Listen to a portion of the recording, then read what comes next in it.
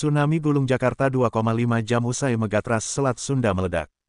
Peneliti dari Pusat Riset Kebencanaan Geologi, Badan Riset dan Inovasi Nasional, BRIN, Nuraini Rahma Hanifah mengajak kepada seluruh masyarakat untuk lebih waspada terhadap potensi bencana yang bisa datang kapan saja. Rahma menegaskan, potensi bencana dalam bentuk gempa Megatras di wilayah selatan Jawa bisa saja terjadi dan dapat memicu tsunami dengan skala serupa di Aceh. Hal ini perlu mendapat perhatian serius dari para pemangku kepentingan dan masyarakat luas agar dapat melakukan mitigasi risiko dampak bencana dengan cermat.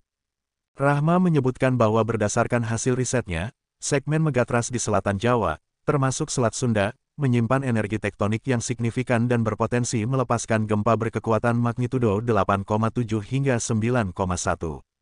Potensi Megatras ini dapat memicu goncangan gempa yang besar dan tsunami, yang menjalar melalui Selat Sunda hingga ke Jakarta dengan waktu tiba sekitar 2,5 jam, ungkap Rahma dalam keterangannya dikutip dari website BRIN, Sabtu, tanggal 4 Januari tahun 2025. Menurut simulasi yang telah dilakukan BRIN bersama tim peneliti dari berbagai institusi, jika tsunami terjadi, ketinggian gelombang diperkirakan dapat mencapai 20 meter di pesisir selatan Jawa, 3-15 meter di Selat Sunda, dan sekitar 1,8 meter di pesisir utara Jakarta.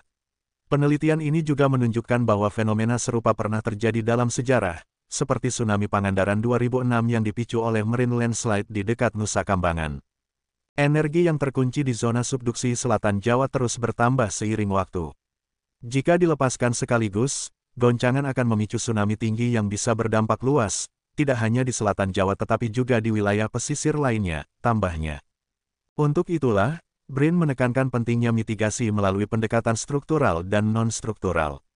Pendekatan struktural meliputi pembangunan tanggul penahan tsunami, pemecah ombak, serta penataan ruang di kawasan pesisir dengan memperhatikan jarak aman 250 meter dari bibir pantai. Pembangunan hutan pesisir atau vegetasi alami seperti pandan laut dan mangrove juga menjadi solusi berbasis ekosistem untuk meredam energi gelombang tsunami, jelas Rahma. Sementara itu, pendekatan non-struktural melibatkan kesiapsiagaan masyarakat melalui edukasi mitigasi bencana, pelatihan simulasi evakuasi, serta penyediaan jalur dan lokasi evakuasi yang memadai. Kita harus memastikan bahwa masyarakat memiliki pemahaman tentang potensi bahaya tsunami, sistem peringatan dini yang efektif, serta kemampuan merespons dengan cepat, ujarnya. Sedangkan untuk daerah perkotaan seperti Jakarta, yang memiliki kepadatan penduduk tinggi dan sedimen tanah yang rentan mengamplifikasi goncangan, upaya mitigasi gempa juga mencakup retrofitting atau penguatan struktur bangunan. Retrofitting sangat penting, terutama untuk bangunan di kawasan padat penduduk, karena goncangan kuat berpotensi menyebabkan kerusakan masif dan korban jiwa, tambahnya. Sedangkan untuk kawasan industri seperti Cilegon, potensi gempa juga dikhawatirkan dapat memicu kebakaran akibat kebocoran bahan bakar atau bahan kimia di pabrik-pabrik besar. Hal ini menjadi salah satu secondary hazard yang perlu diantisipasi melalui penerapan standar keamanan yang ketat. Rahma menambahkan, melalui penelitian paleotsunami, BRIN menemukan bahwa gempa Megatras di selatan Jawa memiliki periode ulang sekitar 400-600 tahun. Dengan kejadian terakhir diperkirakan pada 1699, energi yang tersimpan saat ini telah mencapai titik kritis.